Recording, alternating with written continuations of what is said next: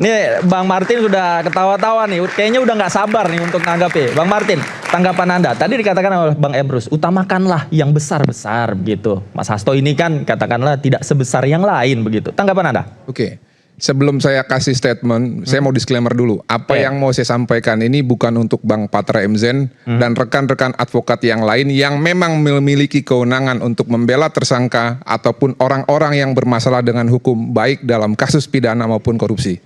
Ya.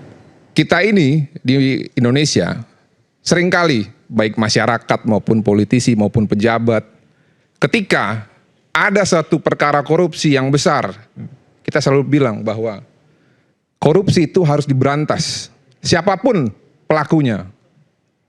Tapi ketika terjadi di antara kita, sahabat kita, kelompok kita atau golongan kita, pasti kita akan cari itu caranya. Bagaimana supaya orang yang dekat kita ini benar. Ironis tidak?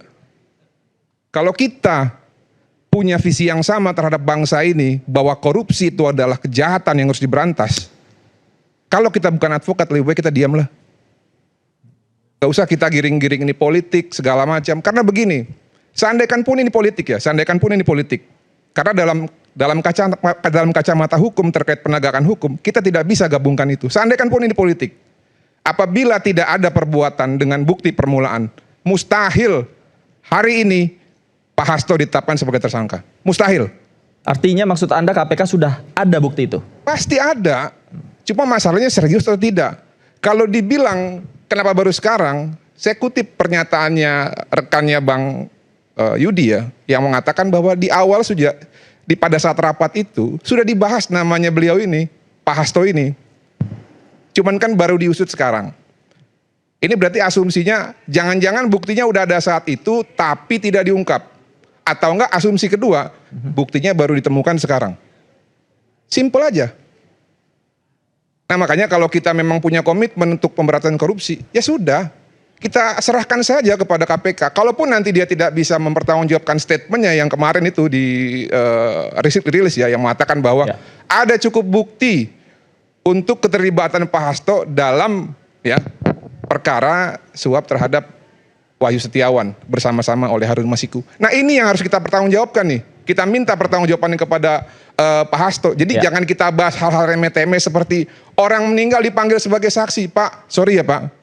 Kita tidak bisa menerapkan apa yang biasa kita lakukan di budaya kita dengan penegakan hukum.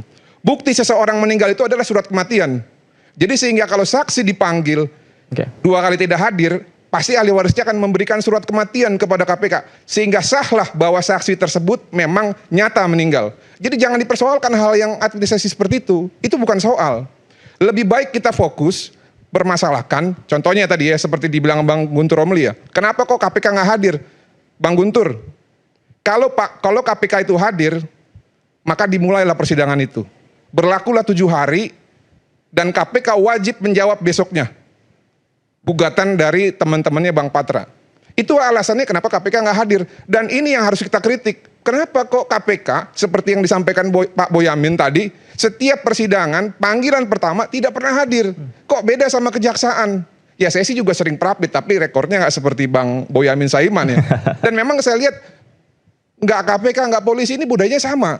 Yang patuh itu kejaksaan. Jujur aja saya apresiasi. Panggilan pertama mereka pasti hadir. Oke. Nah, boleh saya tanggapi? Lebih baik kita tuh fokus kritisi terhadap hal-hal yang kelihatan di depan mata daripada dia ngawang-awang gitu loh. Oke, baik. Sedikit dulu, sedikit. Boleh ditambahkan, tapi usai jeda berikut. Ada banyak yang ngantri. Oke, pemirsa jangan kemana-mana, rakyat bersuara segera kembali. Tetaplah bersama kami.